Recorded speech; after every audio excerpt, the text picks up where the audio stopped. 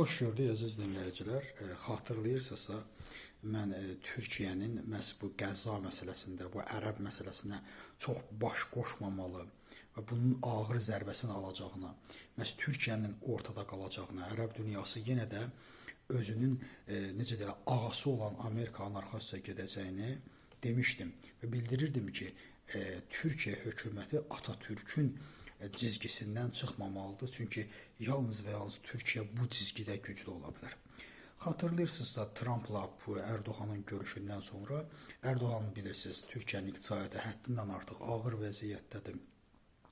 Və bu mənada o da Trumpla müəyyən dividendlər qazanmaq istirdi və John Barak, Türkiyədə olan Amerikanın səfiri, çox da bunu aşağılayıcı səviyyədə bildirdi ki, Trumpa gəldilər yalvarmağa və biz Türkiyə hakimiyyətindən bir cavab görə bilmədik səfirliyə.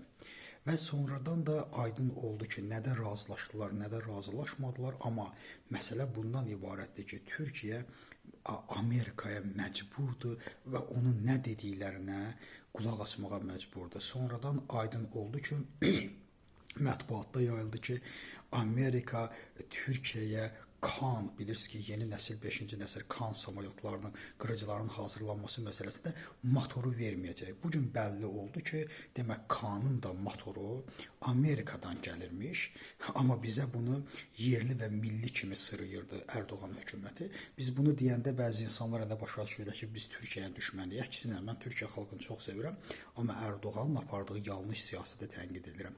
Amma yenə də Türkiyədən bir səs çıxmadı. Çünki çıxa bilməz. Çünki çıxa bilməz. Türkiyə iqtisadiyyatı ağır vəziyyətdədir. O yalnız öz daxili problemləri üçün, daxili auditoriyası üçün danışır ki, güya bunlar dəhşətdir, güya bunlar millidir, güya bütün dünya bunların ağzına baxır. İkinci bir məsələ. Amerika Netanyahu ilə görüşdü və oradan da Qətərlə zəng vurdular. Güya Qətərdən üzr istədi və məsələ oldu əla, düzəldi. Qətərlə də münasibət düzəldi, ərəb dünyası ilə məsələ düzəldi. İbrahim sazişləri yenidən ortaya çıxdı və Qəzza məsələsində də nə bildirdilər? Bildirdilər ki, Hamas oradan cəhənnəm olub getməlidir, əsirləri də buraxmalıdır və ondan sonra artıq Trumpın öz layihəsi var bu barədə. Layihə də bəllidir, bütün dünyaya sunulub ki, bununla razılaşın. Baxın, nəyin bahasına olursa olsun, mən nə deyirdim? Deyirdim, oradan Hamas getməlidir.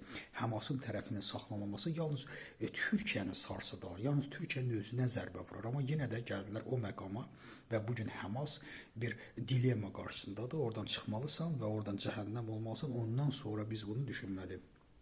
Və buna görə də Erdoğan yenə də Trumpa təşəkkür bildirdi ki, bəs sən sülh yaratması və biz nə deyirdik? Biz də bundan deyirdik də, biz ona görə deyirdik ki, sizin euforiyalarınıza, Türkiyənin apardığı bu yanlış siyasətə biz də qurban getməməliyik. Bugün yenə də Trump İsrail ilə danışdı, yenə də ərəb dünyası ilə vəziyyət qayıtdı əvvəlki qaydasına, yenə də ərəb dünyası İsraili qoruyacaq. Hamas isə oradan cəhənnəm olub getməlidir bir mənalı surətdə.